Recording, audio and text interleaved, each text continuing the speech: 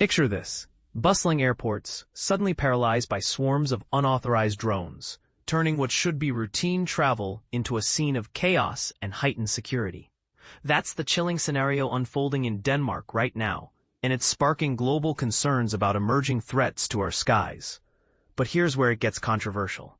Could this be the work of foreign powers, or is there more to the story? Let's dive into the details and unpack what's really happening, step by step, so even newcomers to international security can follow along. Denmark has taken decisive action by notifying both NATO and the European Union, following a series of coordinated drone incursions that forced the closure of Aalborg Airport and put 3 other key airports on high alert last Thursday. Authorities characterized these events as deliberate attacks, employing a methodical strategy to target vital infrastructure. In a press briefing that day, Danish Deputy Prime Minister and Defense Minister Troels Lund Poulsen explained that Copenhagen is actively evaluating whether to invoke NATO's Article 4, a provision that allows any member nation to request urgent consultations with allies when they perceive a threat to their security. For those unfamiliar, think of Article 4 as a diplomatic hotline for allies to discuss potential crises before they escalate, ensuring collective support without jumping straight to military action. To handle any repeat incidents, officials have authorized the use of force, including shooting down drones if necessary. We're determined to track down those responsible, Lund Poulsen declared firmly. He highlighted Denmark's military assets, such as F-35 fighter jets and naval frigates, as part of the nation's defense toolkit. Yet, he candidly admitted a critical gap. Denmark lacks a comprehensive ground-based air defense system, a deficiency the government only recently decided to address by planning a purchase. Even with this upgrade, Lund Poulsen cautioned that it might not fully counter the specific type of drones seen in this incident. No single solution will eliminate this threat, he emphasized, stressing the need for a diverse array of countermeasures to tackle everything from missiles to drones. This is the part most people miss. In our interconnected world, threats like these aren't isolated. They demand layered defenses that evolve with technology. The overnight disruptions affected several airports. Aalborg in northern Denmark, one of the country's major hubs, was shut down entirely, with drones lingering for about 3 hours before dispersing.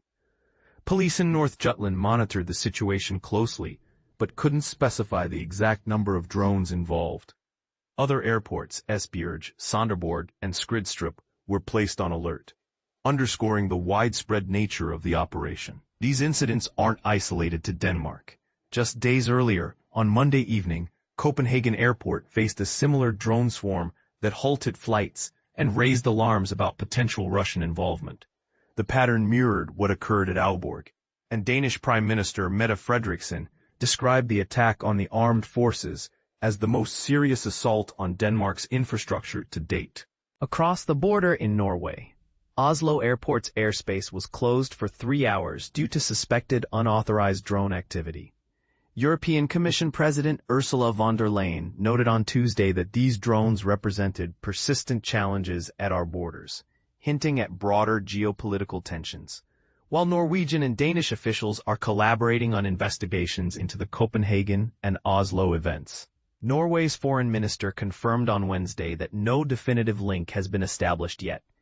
It's worth noting that commercial drones are typically programmed to avoid no-fly zones like airports via GPS restrictions, making these deliberate breaches all the more alarming.